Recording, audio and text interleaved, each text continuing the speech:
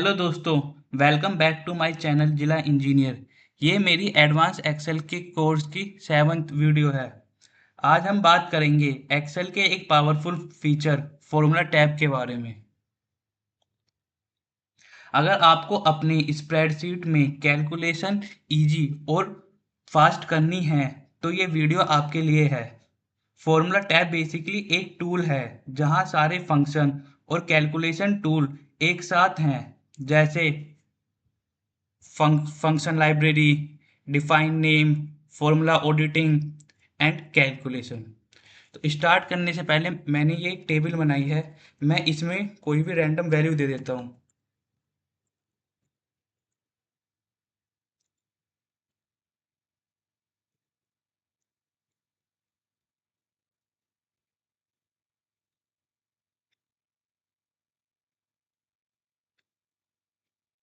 और इसे copy paste कर देता हूँ और मैं इनका यहाँ पे सम कर देता हूँ।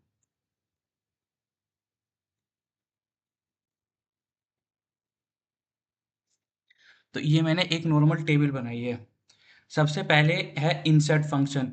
इंसर्ट फंक्शन समझने से पहले मैं आपको फंक्शन लाइब्रेरी बताता हूँ। फंक्शन लाइब्रेरी में है ऑटो सम। अगर मैं ऑटो सम पे क्लिक करूँगा और यहाँ सम कर दूंगा तो ये मेरा जो टेबल है उसका ऑटो सम अपना आप कर देगा। तो ये है ऑटो सम। इसमें मैं ऑटो सम कर सकता हूँ, ऑटो एवरेज कर सकता हूँ, ऑटो काउंट नंबर कर सकता हूँ, मैक्सिमम फाइंड कर सकता हूँ, मिनिमम फाइंड कर सकता हूँ और मेरे बहुत सारे फंक्शन हैं जो मैं इसमें कर सकता हूँ। अब है रिसेंटली यूज। रिसेंटली यूज मतलब मैंने अभी रिसेंटली कौन कौन से टूल यहाँ पे यूज करे हैं। सबसे पहले मैंने अभी सम यूज करा था, एवरेज यूज करा है, इफ कंडीशन यूज करी है, हाइपरलिंक यूज करे हैं, काउंट यूज करा है, मैक्सिमम यूज करा है।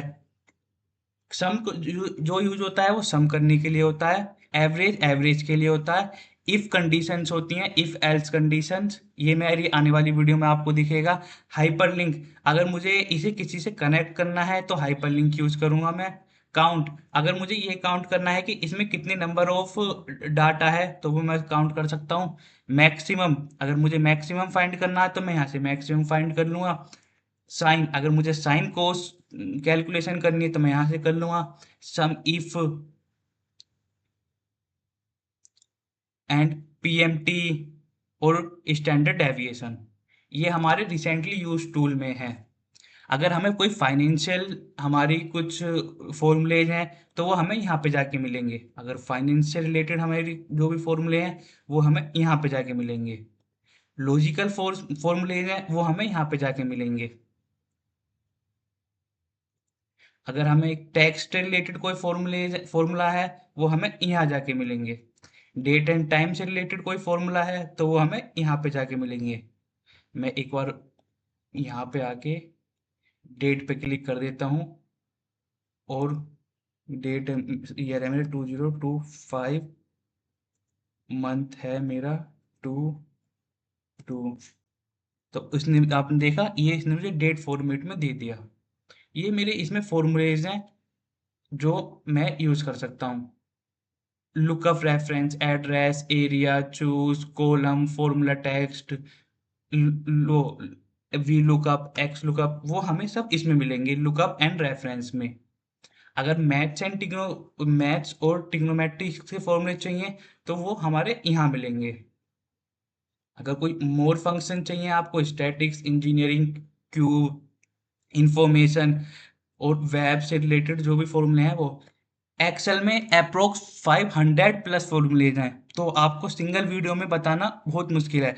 पर आपको ये इस चीज से ये समझ में आ जाएगा कि हमें यहाँ से फॉर्मूले ये मिलेगा। जैसे हमें रिसेंटली यूज फॉर्मूले चेक करने हैं, फाइनेंस से रिलेटेड फॉर्मूले चेक करने हैं, लॉजिक से रिलेटेड, टैक्स से रिलेटेड, डेट एंड टाइम से रिलेटेड, लुकअप वैल्यू से रिलेटेड, मैथ्स एंड ट्रिग्नोमेट्री से रिलेटेड और मोर फंक्शन से रिलेटेड। अगर हमें ये कोई भी फॉर्मूले चाहिए तो वो हम यहाँ से ले सकते हैं।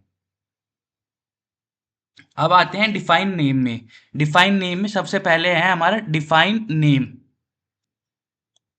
मैंने ये साइंस वाला सिलेक्ट कर लिया। और मैं इसका नाम डिफाइन कर दिया साइंस।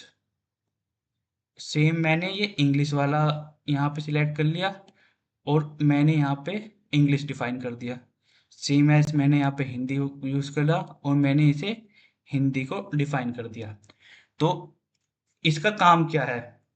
अगर मुझे ये वाली साइंस को कहीं भी यूज़ करना है तो मैं इसे यूज़ कर सकता हूँ। मैंने लिखा इज इक्वल टू सम और साइंस। आपने देखा ये साइंस, ये मेरा यहाँ पे आया और मैंने इसका यहाँ पे सम कर लिया। तो इसका मतलब मैंने साइंस को, जो मैंने ये नेम डिफाइन करा था, इसे यहाँ पे कॉल कर लिया और इसका सम 376 है और इसका भी सम 376 है। तो हम ऐसे नाम को डिफाइन कर सकते हैं। नेम मैनेजर में हमारे टोटल जितने भी हमने डिफाइन कर रखे हैं वो सारे नेम आ जाएंगे। और अगर हमें डिलीट करने हो तो ऐसे सिलेक्ट करके डिलीट, ओके, डिलीट, ओके, हम ऐसे डिलीट भी कर सकते हैं। यूज फॉर्मूला, तो ये हमें बताएगा कि इंग्लिश में हमने ये का इसका यूज करा है। तो यूज फॉर्मूले का ये काम है। अब है क्रिएट फ्रॉम सिलेक्शन। अब मैंने पूरी टेबल सिलेक्ट कर ली। अब मैं क्रिएट फ्रॉम सिलेक्शन पे जाऊंगा और मैं चाहूंगा जो मेरे ऊपर वाले नेम है ना, जैसे नेम, हिंदी, रोके, इंग्लिश, साइंस, इससे सब डिफाइन हो जाए और इस ऑटोमेटिक बन जाए। तो मैंने यहाँ क्लिक क्लिक करा और आपने देखा मेरा हिंदी, इंग्लिश, नेम, साइंस और टोटल सबको, सबका जो रेंज है इसने अपना आप बना दी। ये काम है क्रिएट फ्रॉम सिलेक्शन का। अब मैं जैसे यहाँ पे सम करता हूँ और मैं टोटल को कॉल करता हूँ तो मेरा उसने सम करके दे दिया 915 950। तो ये मेरा काम है इसका।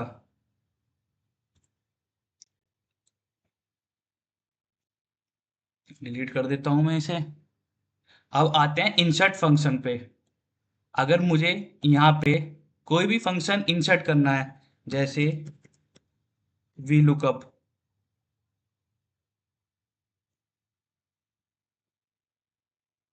एल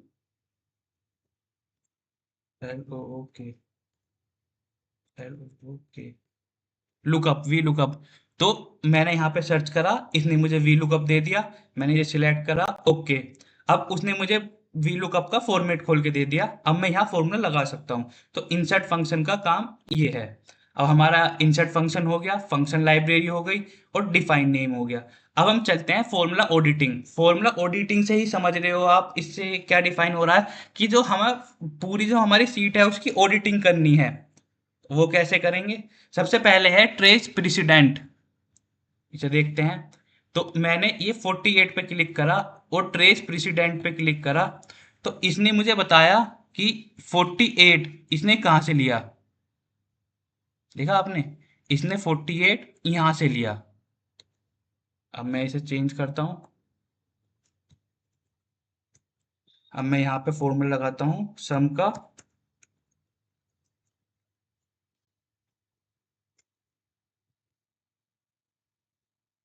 और मैं फिर से करता हूँ ट्रेस प्रेसिडेंट। तो ये देखो आप, ये एक कॉलम बन गया होगा। तो ये बता रहा है कि मैंने यहाँ से 48 से और 71 का जब सम करा तो मेरा 159 आया। ऐसे मैं ट्रेस प्रेसिडेंट इस पे लगाता हूँ।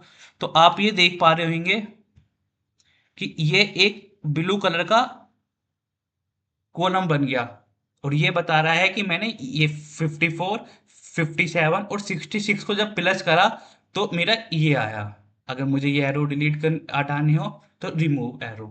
अब मुझे ये देखना है कि मेरा ये 54 कहाँ यूज हो रहा है। तो उसके लिए आता है ट्रेस डिपेंडेंट। मैं ट्रेस डिपेंडेंट पर क्लिक करूंगा तो ये बता रहा है कि मेरा 54 जो है यहाँ पे यूज हो रहा है। और मैं इसे यहाँ से कट करके यहाँ पेस्ट कर देता हूँ अगर। तो फिर मैं पूछता हूँ ये कहाँ यूज हो रहा है। तो आपने देखा ये बता रहा है 54 मेरा यहाँ पे यूज हो रहा है। तो ये यूज है ट्रेस डिपेंडेंट का। Remove arrow, control x, control we. अब शो फॉर्मूलाज, अब मैं इस पे क्लिक करता हूँ और शो फॉर्मूलाज पे क्लिक करता हूँ, तो ये मेरी सीट में जहां जहां फॉर्मूले लग रहे होंगे वहां पे उस फॉर्मूले को शो करेगा। तो ये काम है शो फॉर्मूले का। चेक एरर, चेक एरर, अगर मेरे फॉर्मूले में कहीं पे भी एरर आ रहा है तो मैं चेक एरर पे क्लिक करके एरर चेक कर लूंगा। मेरे फॉर्मूले में कहीं एरर नहीं है तो मुझे कोई टेंशन नहीं है। इवेल्यूट फॉर्मूला, अगर मुझे फॉर्मूला चेक करना है तो मैं क्या करूंगा, इवेल्यूट फॉर्मूले पे आऊंगा।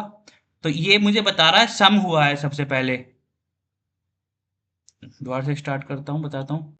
ये मुझे बता रहा है सम हुआ है बी बी टू से डी टू का, B2 से D2 का जो, और मैं इसे इवेल्यूएट करूंगा तो ये तो आपको बड़ा आसान लग रहा है। जब हमारे बड़े बड़े फॉर्मूले यूज करते हैं ना जहां पे हम, तो वहां पे जब हम इवेल्यूएट फॉर्मूला करता है तो ये करते हैं तो ये हमें एक एक चीज बता देता है, कहाँ पे एरर है, कहाँ पे क्या है। मैं आपको अभी एक बड़ा सा एग्जांपल लेके बताता हूँ। मैंने ये एक फॉर्मूला बनाया है, सम इन सब का माइनस साइंस। तो अब मैं इसे इवोल्यूट फॉर्मूले के उससे बताता हूँ, इवोल्यूट फॉर्मूला। जब मैं इसे इवोल्यूट करूंगा तो आप पहले इसने मेरे पहला वाला फॉर्मूला का वैल्यू बताई, फिर माइनस साइंस, फिर मैं दोबारा से करूंगा तो फिर साइंस का बताया इसने, और फिर बताया 1026 में से 376 को अगर माइनस करेंगे तो 650, ये आंसर ऐसे आया। तो ये यूज है इसका। इसने मुझे बताया एक एक को सिंपली ब्रेक करके कि पहले मैंने ये करा, फिर मैंने ये कैलकुलेशन करी, फिर मैंने ये कैलकुलेशन करी, फिर मैंने ये कैलकुलेशन करी। तो ये यूज है इसका। नेक्स्ट चलते हैं वॉच विंडो पे। वॉच विंडो क्या होता है, अभी तो ये हमारा छोटा डाटा है, अब मैं इसे बड़ा थोड़ा एक्सपेंड करता हूँ, डाटा को बड़ा कर लेता हूँ।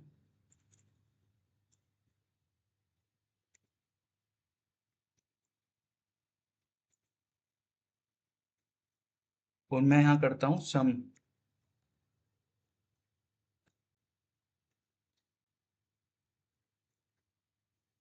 अब आपने देखा जो मेरा सम है वो नीचे चला गया, मुझे दिख नहीं रहा। अगर मैं यहाँ पे कोई चेंज कर रहा हूँ 12, तो मुझे पता नहीं चल रहा कि क्या चेंज हुआ क्या नहीं हुआ। तो इसके लिए यूज करते हैं वॉच विंडो का। वॉच विंडो पे क्लिक करेंगे, ऐड करेंगे, और मेरी वॉच विंडो होगी ये। इसे मैंने ऐड करा और इसे मैंने ऊपर कर दिया। जैसे मैं यहाँ पे चेंज करूंगा 12, आपने देखा मेरी यहाँ वैल्यू चेंज हो गई। मैंने यहाँ पे 61 की जगह करा, अब है यहाँ पे 4050, और अब मैं यहाँ पे 100 कर दूंगा तो यहाँ पे है 4089।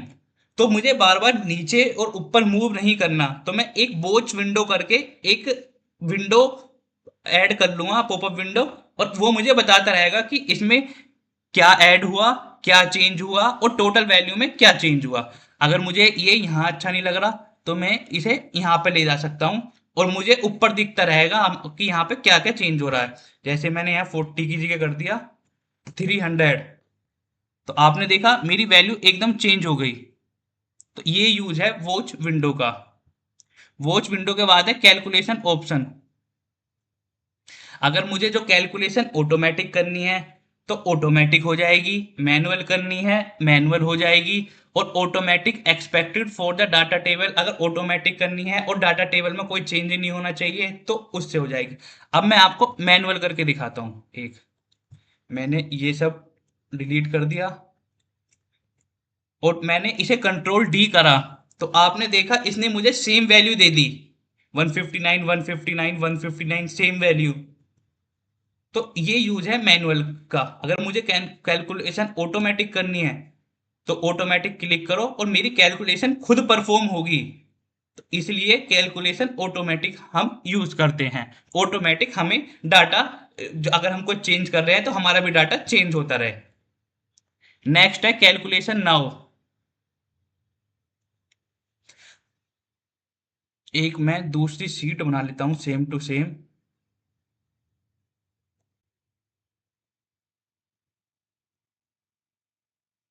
मैंने बिल्कुल सेम टू सेम एक शीट बनाई है।